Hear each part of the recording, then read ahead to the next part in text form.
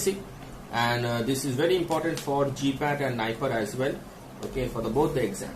So what is CNS? CNS is the part of the nervous system consisting primarily brain and the spinal cord.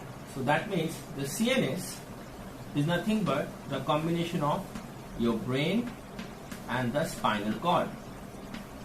Okay, I have drawn a figure of brain over here. Now the next line I'd like to read for you. The CNS includes optic nerve.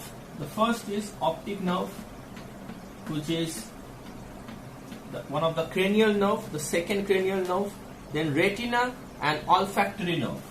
Retina as well as olfactory nerve, which is known as first cranial nerve. Okay. Now the brain and the spinal cord are both enclosed in meninges. That is very important things to understand. The meninges are the protection. So they are enclosed in the meninges. The CNS is composed of white and the gray matter. The entire CNS is composed of white and gray matter. So that's why if you see the in compared to peripheral nervous system, the CNS having this exclusive property which peripheral nervous system do not have. Okay.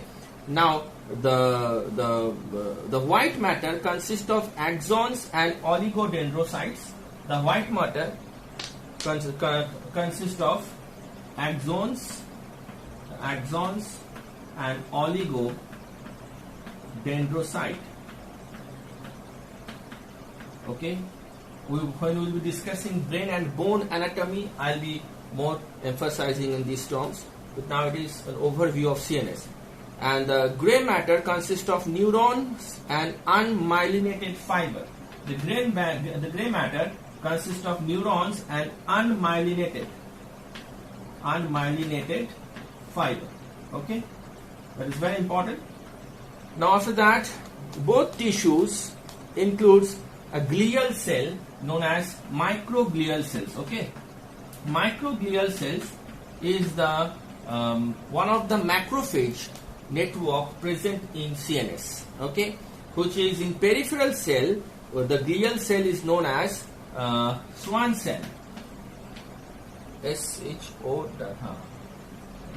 Schwann cells. Okay, is one type GPAT NIPER question.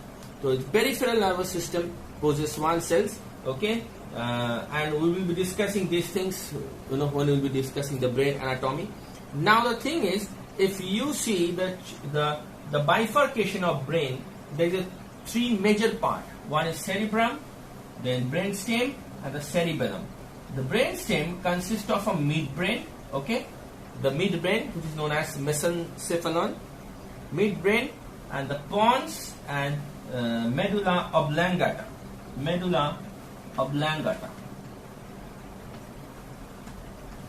So medulla oblongata is the part of your brainstem. Okay. Now we're going to the next point. So the next thing is, now if you see cerebrum, beneath the cerebrum, or means the entire cerebrum contains cerebral cortex. Okay, which is two hemisphere connected with a specialized tissue known as corpus callosum. Okay, and the cerebrum also known as telencephalon. Okay, telencephalon, and which consists of hippocampus, basal ganglia, and olfactory bulb. Hippocampus, basal ganglia, okay, and olfactory bulb.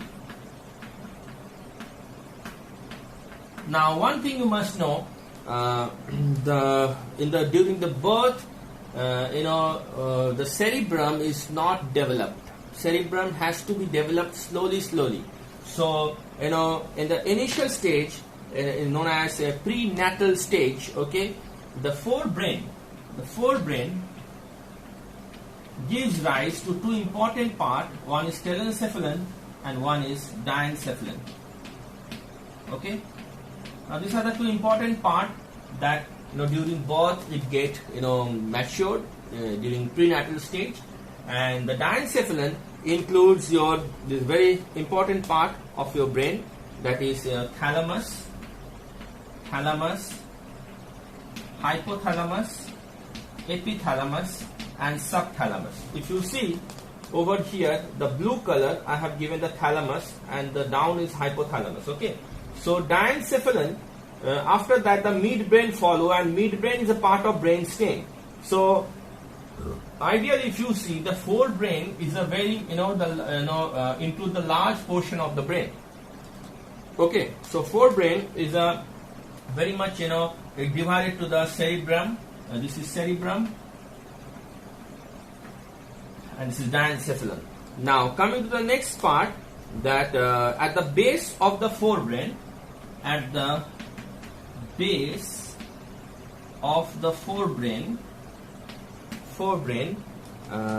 top of the midbrain, okay, one can find basal ganglia. If you see this, the red color, this red color entire thing is called as basal ganglia. So basal ganglia are group of subcortical nuclei. Okay, it interconnect cortex, thalamus and brainstem. So it's a very important part, the basal ganglia. So now I'll just talk about basal ganglia. Now this basal ganglia have there are three main part of basal ganglia. One is stratum,